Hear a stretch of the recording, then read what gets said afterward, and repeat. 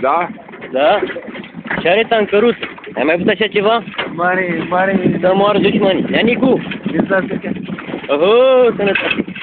Trăiesc numai bine. Numai bine, să fie sănătos băiatul, nepoatei. Nepoatei. Brrrr! Nepoatei. Dar să-l filmez pe tati. Dar și golubele din... Putu la mosta. Unchiule, să știi că l-ai întâlnit pe nepotul și l-a luat pe... Oacă-ți mustata în pul, dar mai dă-ți tu ăsta popcorn la tata și fac. Unchiule, Las ferbinți de Tulcea. bingo aici, Las ferbinți din Tulcea. dacă n-ar fi super bingo aici, ar fi o minune, știi? Stai aici ca în paradis. Da. Nepotul din partea ta, din partea mea, cum ar fi, îmi pare bine că v-am întâlnit pe drum și asta este. Tati, zi ceva. Zi ceva. Ce mai zic, mă, nimic. Mulțumesc că Nepotul meu. zi. Zi, Să-i dea nepot. Dumnezeu sănătate, lui nepotul meu să-i dea Dumnezeu sănătate. Auzi? Auzi? Eu vreau să-i facă pula sport.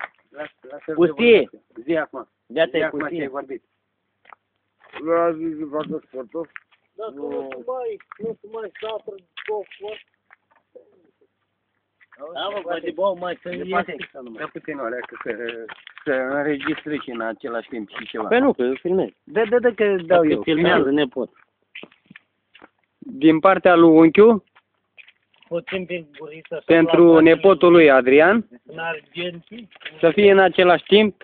Dă-i un buci. I-am găsit pe drum, dar în același timp îi salut și vreau un respect foarte Tată bun. și fiu. I-am luat cu șareta. Este și Nicu Bălan aici pe lângă noi, este și nepotul cel mic, este și unchiul bătrân, este și nepoata din partea lui Vezi că în prima zi. unchiul, așa. Să o filmăm și pe ea, așa. Ăștia sunt caii.